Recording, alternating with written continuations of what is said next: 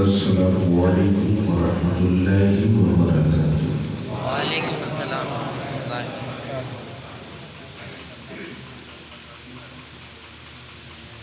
الحمد للہ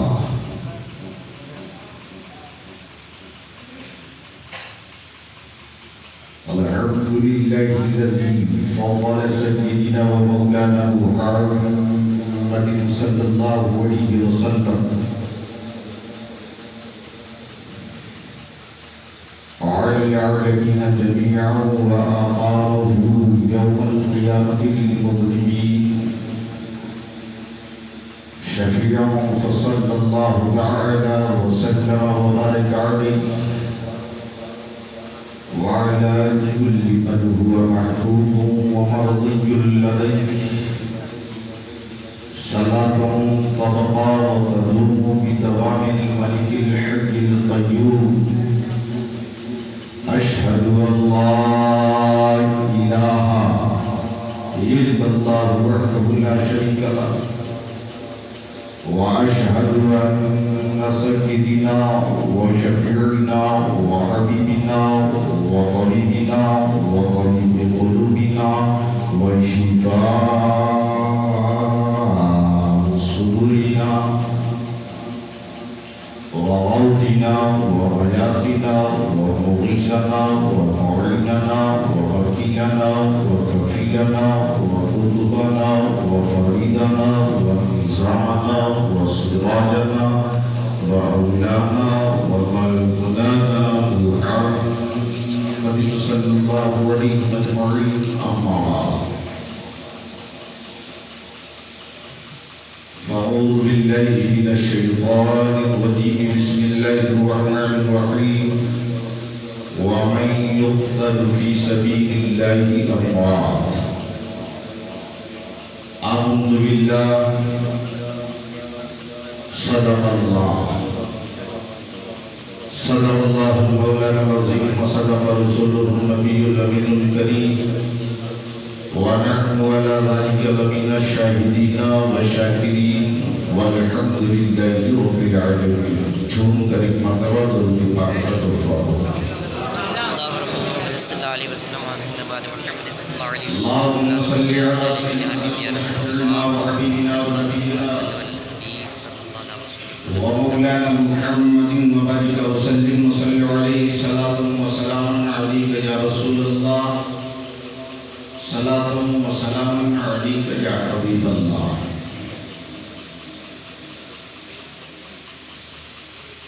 اگر آپ کے اندر زندگی باقی رہ گئی تو اپنی اس زندگی میں بندگی کو پیش کرتے ہوئے نبی اور آل نبی کی بارگاہ میں ایک مرتبہ اور درود پاک کا تحفہ پیش کریں۔ صلی اللہ علیہ وسلم صلی اللہ علیہ وسلم صلاۃ و سلام علیک یا رسول اللہ۔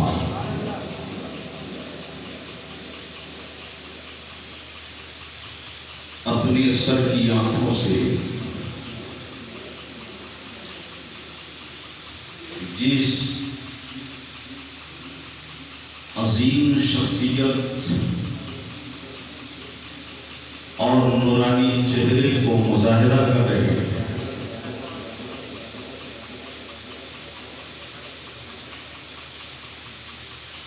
یہ وہ بارگاہ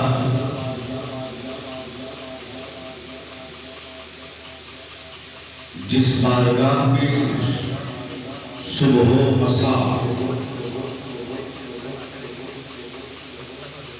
فرشتے سلام بھیجتے، یہ وہ در جس در میں مخلوق کائنات عرضیاں پیش کرتی۔ تھوڑا سا ایکو کو ذرا سا کم کر دیں گے، سب بولنے میں ذرا سمجھ نہیں، ہلکا کم کر دیں گے آپریٹر صاحب۔ یقیناً ہمارے اور آپ کے بیچ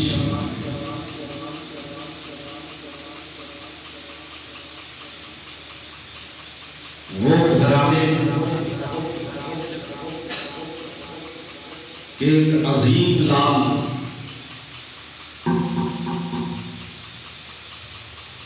جن کی چہرے کی زیارت کرنا بھی کار ثواب ہو، ایسا بھی مت کر دو کہ بولنے میں دقت ہو. درود شریف پڑھ لیجیے. اللہم صلی علی سیدنا و شفیعنا و حبیبنا و نبینا و مولانا محمد مبارک وسلم وصلی علیہ صلاۃ و سلام علیک یا رسول اللہ. یقیناً ان کے سامنے لب کشائی کرنے کی ضرورت ہم جیسے ناچیزوں کی کوئی حیثیت نہیں، لیکن اگر ہم خراج عقیدت پیش کرنے آئے ہیں تو مقصد یہی ہے کہ ان کے گھر کی، ان کے در کی دعا میں. اس لیے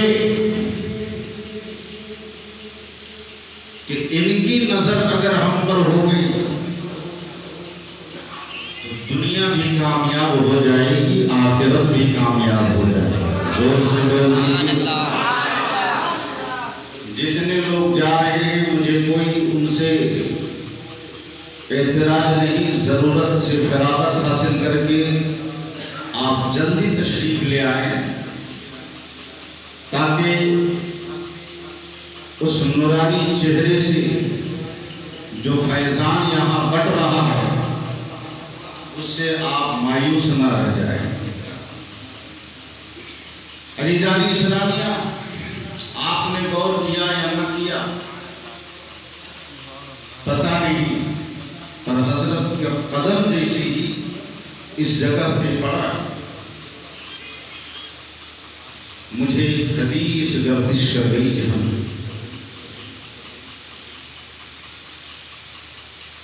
اس سے پہلے تک ہم نادان بیٹھے تھے، اس سے پہلے تک ہم اس چیز سے آشنا نہیں ہو پائے تھے. ہم بے پرواہ ہو کر کے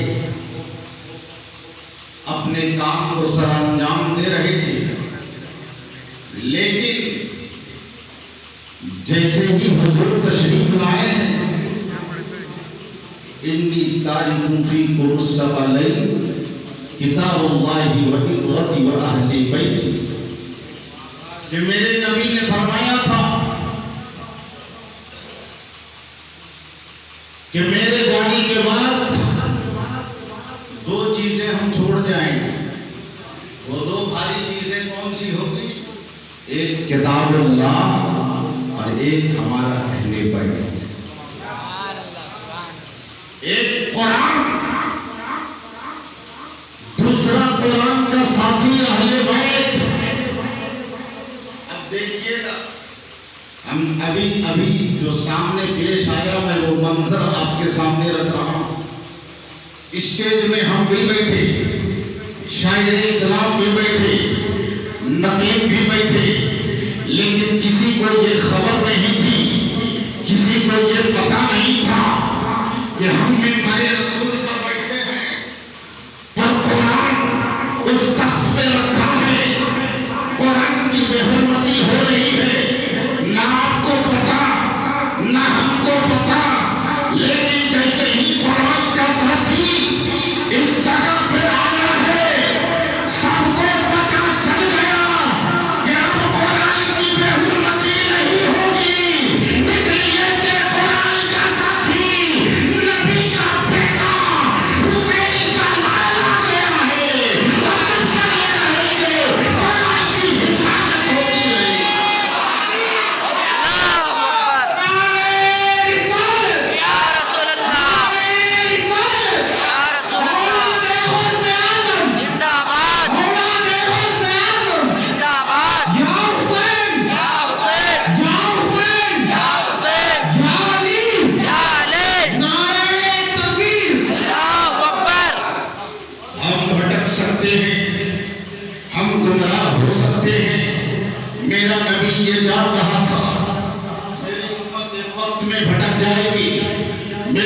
اسلام کے پیر لڑکھڑا سکتے ہیں، اسلام سے وہ بے پرواہ ہو کر کے زندگی گزار سکتا ہے۔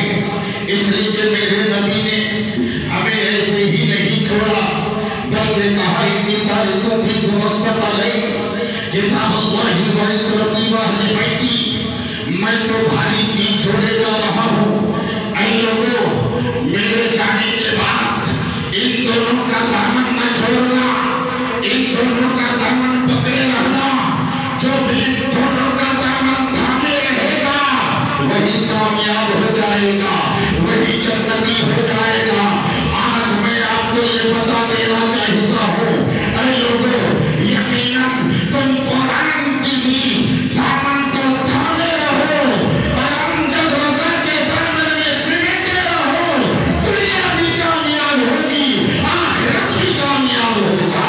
سبحان اللہ، سبحان اللہ۔ اس لیے کہ میرے نبی قرآن کا ساتھی ابو بکر کو نہیں بنایا، عثمان کو نہیں بنایا، عمر فاروق کو نہیں بنایا۔ کیا ابو بکر کی عزت، ابو بکر کی تقریب، ابو بکر کا مقام آپ کو نہیں پتا؟ ارے میرے نبی، تمام انبیاء جتنے بھی کائنات میں ہیں، ان سب کی عزت کے بعد کسی شخصیت کی عزت ہے، کسی ذات کی عزت ہے، کسی کا مرتبہ ہے۔ تو مفتی صاحب موجود ہیں، ہمارے رہبر رہنما موجود ہیں، ان کی دامن تھام کر کے پوچھ لو تو جواب مل جائے گا، وہ ابو بکر کی ذات ہے۔ سبحان اللہ، سبحان اللہ۔ لیکن نبی نے ابو بکر کو ساتھی نہیں بنایا، عمر کو ساتھی نہیں بنایا، جتنے صحابہ تھے کسی کو ساتھی نہیں بنایا۔ اے میرے آقا، آپ نے اہل بیت کو بھی ساتھی کیوں بنایا؟ ابو بکر کو بنا لیتے، مرتبے میں آنا تھے، عثمان کو بنا لیتے، وہ ذوالنورین تھے۔ تو میرے نبی نے بھی علم غیب کو ظاہر کیا اور اپنے امتیوں کو ہدایت دی۔ سنو، صحابی کو قائم رہنے کے لیے نبی کی ضرورت ہوگی، اور میرے بعد کوئی نبی ہے ہی نہیں۔ اب قیامت تک کوئی نبی نہیں آئے گا۔ میں جب دنیا سے پردہ کر جاؤں گا، کچھ عرصے کے بعد ابو بکر بھی، عمر بھی، عثمان بھی، میرے جتنے صحابی سب پردہ کر جائیں گے۔ تب پتا میں انہیں ساتھی بنا کر کے جاؤں تو کچھ عرصے کے بعد میرے ان امتیوں کا ساتھی میں ایک رہ جائے گا۔ اللہ، اس لیے کہ نبی کے بعد صحابی جو نبی کو ایمان کی حالت میں دیکھے، ایمان کی حالت میں مر جائے، نبی کی زیارت کرے، پھر اس کی موت ایمان کی حالت میں ہو، وہ صحابی ہے۔ وہ کیا ہے؟ صحابی، بولیے نا، صحابی ہے۔ اب میرا نبی پردہ کر چکا، اب جتنے صحابی تھے وہ بھی دنیا سے رخصت ہو چکے۔ اب پھر صحابی ملیں گے؟ نہیں ملیں گے۔ اگر ملیں گے تو صحابی کے بعد تابعی ملیں گے، تابعی کے بعد تابعی ملیں گے، لیکن صحابی نہیں ملیں گے۔ تو میرا نبی جان رہا تھا، اگر میں امتیوں کو صحابی ساتھ بنا دے، اگر میں امتیوں کو قرآن کا ساتھی صحابی کو بنا کر دیتا تو کچھ عرصے کے بعد قرآن اکیلا رہ جاتا۔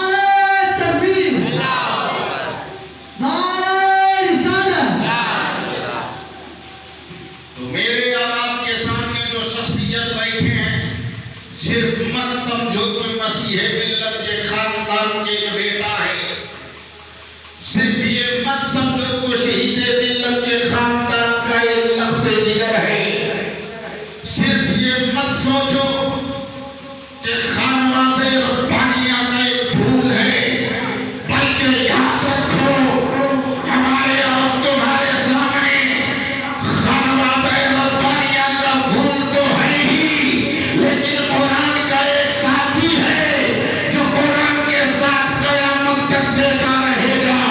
اور وہ آپ نے دیکھ ہی لیا ہے کہ حضرت جب آئے ہیں تو کہا میرا ساتھی یہاں نیچے پڑا ہے، پہلے اسے عزت کرو پھر میرا دستبوسی کرو۔ اللہ نے ثابت کر دیا ہے، حدیث کو مکمل کر دیا ہے کہ میرے نبی نے 1400 سال پہلے تو فرمایا تھا، 1400 سال کے بعد بھی وہ حق ہے۔ اللہ سبحان اللہ تکبیر اللہ اکبر رسالت یا رسول اللہ طریقہ زندہ باد شہید کربلا زندہ باد شہید اعظم زندہ باد تکبیر اللہ اکبر رسالت یا رسول اللہ شہری قاتل شہری حضور شہری قاتل میں جینے کا جگر رکھتا ہوں۔ سبحان اللہ اگر آپ سنی مسلمان ہو تو ذرا لگا کے بول دو سبحان اللہ اس لیے کہ حسینیوں کو بولنا یزید نے نہیں سکھایا ہے، حسینیوں کو تو بولنا علی کے گھر والوں نے سکھایا۔ شہر قاتل میں جینے کا جگر رکھتا ہوں، امام مومن ہوں، میں مومن ہوں، مرنے کا ہنر رکھتا ہوں، میں مومن ہوں، مرنے کا ہنر رکھتا ہوں۔ اور وہ بھاگ جاتے ہیں میدان سے، علیہ السلام صاحب، وہ بھاگ جاتے ہیں میدان سے، ارے ہم حسینی ہیں، ہتھیلی پر اپنا سر رکھتے ہیں، سبحان اللہ ہتھیلی پر اپنا سر رکھتے ہیں۔ اور مسلمانوں یہ آپ کا پنڈری جھریا ہمارے نبی کے ملت جناب آزاد صاحب اور ہمارے شاعر اسلام قاری عبدالسلام صاحب جن کی توتی پورے انڈیا کے خطے خطے میں بج رہی ہے، وہ بھی آپ کے اس علاقے کی تعریف فرما رہے تھے۔ یہ پنڈری جھریا یعنی جھرنا سے انہوں نے لیا، لیکن جب یہ جھرنا کا لفظ استعمال کیے تو یقیناً مجھے ان وادیوں کا جھرنا نظر نہیں آیا، پر ربانی سلسلے کا جھرنا ضرور نظر آ گیا۔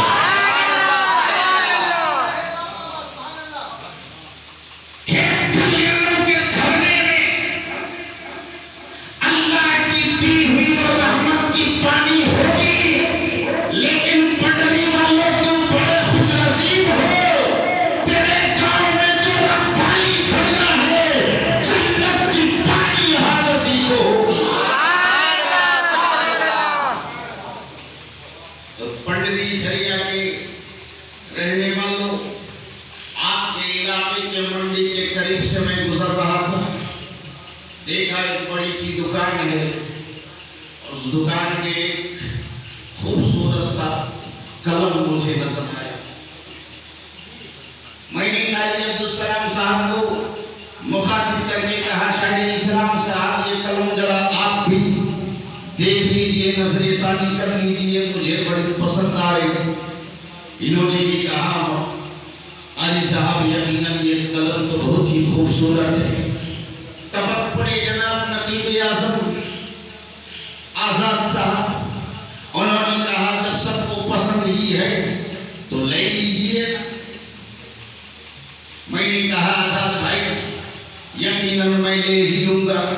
اس لیے کہ مجھے بڑی پسند ہے۔ دکاندار کی طرف مخاطب ہو، قلم کی طرف اشارہ کیا، کہا اسے ہمیں چاہیے دے دو۔ دکاندار بھی بڑا سمجھدار تھا، یہ ٹوپی داڑھی والوں کو دیکھ کر کے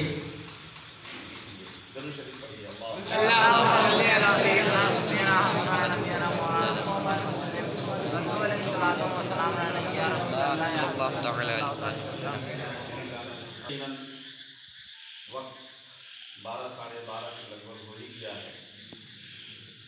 لوگ جا رہے ہیں تو لائن کی سوچا ہم چاہے تو پیچھے رہیں، وہ بھی اپنا کام انجام دینے چلا گیا ہے، لیکن ضرورت سے فراغت پا کر کے وہ بھی آ جائے گا۔ مجھے امید ہے آپ درست نہیں پڑھی۔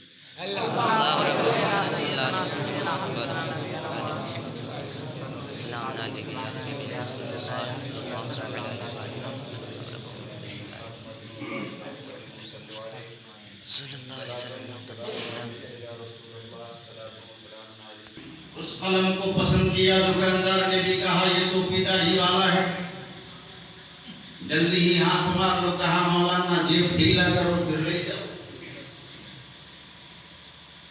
میں نے کہا کیا مطلب؟ دکاندار نے کہا مولانا نہیں سمجھے، ارے اس قلم کی قیمت ادا کرو پھر قلم لے جانا۔ تب میرے دماغ میں وہ بات سمجھ میں آئی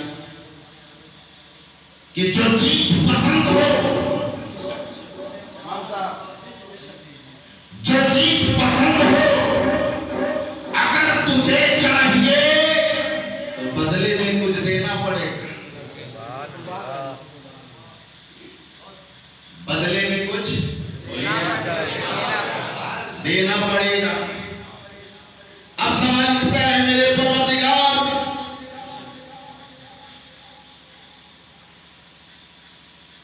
تیری جنت کے چرچے بہت سنے ہیں میرے معبود، تیری جنت کی تعریفیں ہم نے بہت سنی۔ جنت میں حور ہوں گے وہ بھی سن لیا، جنت میں غلمان ہوں گے وہ بھی سن لیا، ہیرے جواہرات کے محلات ہوں گے وہ بھی سن لیا، پھل و فروٹ کے باغات ہوں گے وہ بھی سن لیا، دودھ کی نہریں ہوں گی وہ بھی سن لیا۔ جو میں سوچوں تیری جنت میں سب، واہ میرے رب، ایسی ہے تیری جنت۔ میرے مولا ہمیں تیری جنت چاہیے۔ آپ لوگوں کو جنت چاہیے؟ کتنے لوگوں کو جنت چاہیے؟ کتنے لوگوں کو؟ آئینے میں شکل دیکھیں، جنتی انسان کے چہرے پہ داڑھی۔ ہمارے جنتی بننے والے لوگ 20 روپے دے کر کے ہر ہفتے اس جنت کی نشانی کو اللہ کے نور کو صاف کرتے ہیں، پھر بھی جنت چاہیے۔ مولا ہمیں جنت چاہیے۔ اے پروردگار، مجھے تیری جنت بڑی پسند ہے کہتے، رب فرماتا ہے اسی ہی تھوڑی جنت ملے گی۔ میں نے عرض کیا میرے مولا، نماز پڑھی جنت کے لیے، روزہ رکھا جنت کے لیے، زکات دیا جنت کے لیے، حج کیا جنت کے لیے، غریبوں کی مدد کی جنت کے لیے، یتیموں کو سہارا کیا جنت کے لیے۔ اے میرے پروردگار، نماز پڑھی اب تو جنت میں جائے گی، زکات دیا اب تو جنت میں جائے گی، حج کیا اب تو جنت میں جائے گی، صدقات دیے اب تو جنت میں جائے گی، مشیت ربانی میں حکم سنا دیا، اے نمازیوں، نماز تو تو نے پڑھی ہے پر جنت کی کوئی گارنٹی نہیں، روزہ تو تو نے رکھا ہے پر جنت کی کوئی گارنٹی نہیں، حج تو تو نے کیا ہے پر جنت کی کوئی گارنٹی نہیں، زکات تو تو نے دیا ہے پر جنت کی کوئی گارنٹی نہیں۔ اب عالم تصور میں سوچتا رہا، اے میرے مولا، نماز پر جنت کی گارنٹی نہیں، زکات پر جنت کی گارنٹی نہیں، اعتکاف پر جنت کی گارنٹی نہیں، پھر تیری جنت ملے گی کیسے میرے بابو؟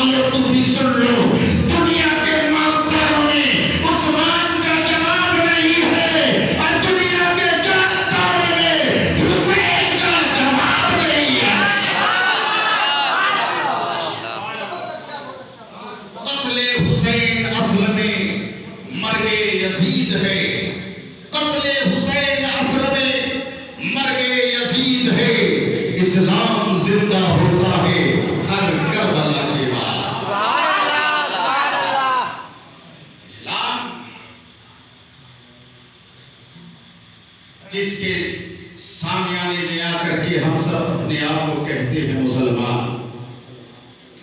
اسلام میرے باپ کے گھر کی جاگیر نہیں ہے، یہ ہمارے سامنے بیٹھے ہیں ان کے نانا کے گھر کی جاگیر ہے. سبحان اللہ. اور یاد رکھو انڈیا کے مسلمانوں، آج سے 3 روز یا 2 روز پہلے تم نے 15 اگست کے جھنڈے کو سلامی دیے اور 15 اگست میں ہندوستان کے شہیدوں کو یاد کیا. میں پوچھنا چاہتا ہوں 15 اگست کے جھنڈے کو اس انڈیا کی سرزمین پر لہرا کر کے اور ان شہیدوں کو یاد کر کے تو کیا ثابت کرنا چاہیا؟